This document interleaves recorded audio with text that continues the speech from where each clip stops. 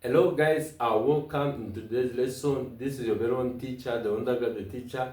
In today's lesson, we are looking at a question which came in Maths Paper 2 2025 G12 exam.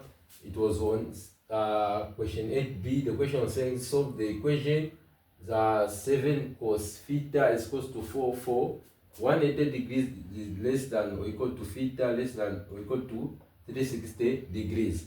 So now when you're given such a question, that means the value of theta that you are going to find should be in this range. It should not be less than 180 degrees and should not be greater than 360 degrees.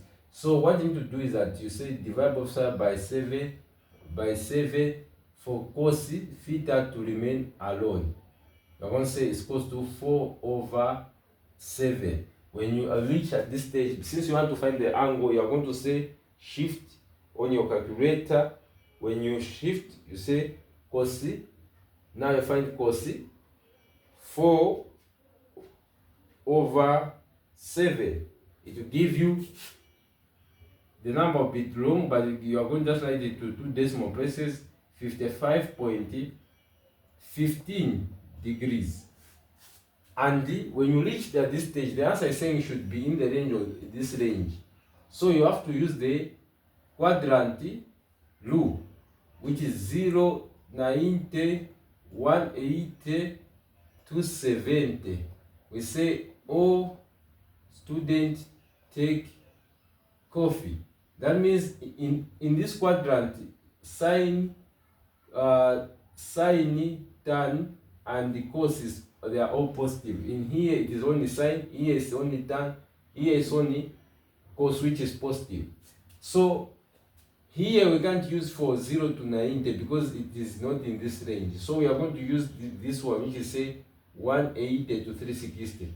This quadrant, where cos is positive here, where in the range of, in the quadrant 4, where from 70 degrees to 360, which is 360 also. So now, we are going to use this one according to that range. You say 360. Now you subtract this angle, minus 55.15. So you go on your calculator, it's Papa 2. You say 360 minus 55.15. It will give you 304.85 degrees. You say 304, you round it off to 1 decimal place, it will be 9 degrees. It's 304.9 degrees.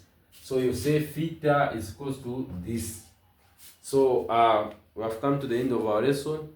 Why should you continue to struggle with mathematics when the undergraduate teacher is here?